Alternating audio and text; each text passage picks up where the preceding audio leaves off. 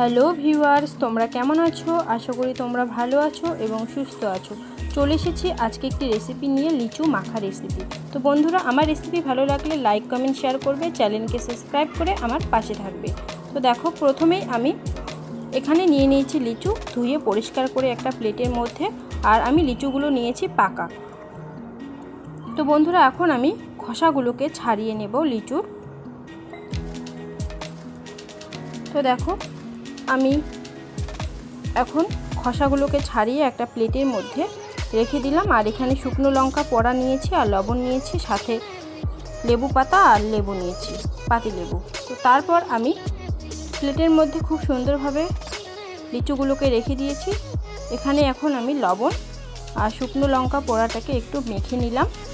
আর এইভাবে ঝাল ঝাল করে লিচু মাখা করলে ভীষণ ভালো লাগে খেতে। তারপর এখানে দিয়ে দিলাম একটুখানি সর্ষের তেল, আর দিয়ে দিব পাতি লেবু, আর দিয়ে দিব লেবু পাতা। তো এখন ভালো মতো মেখে নিলাম। আর আমি এখানে কোনো চিনি দিলাম না, কারণ আমার লিচুটা অনেকটাই মিষ্টি আছে। আর এভাবে আমি মেখে নিচ্ছি একটু, আর ভেঙে ভেঙে দিচ্ছি আমি লিচুটাকে।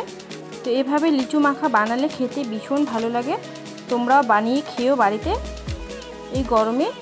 তো বন্ধুরা, আজকের ভিডিও কেমন লাগলো অবশ্যই কমেন্টে জানিও, আর লাইক কমেন্ট শেয়ার করতে একেবারেই ভুলবে না। আর আমার চ্যানেলে নতুন বন্ধু থাকলে চ্যানেলকে সাবস্ক্রাইব করে আমার পাশে থাকবে। বাই বন্ধুরা।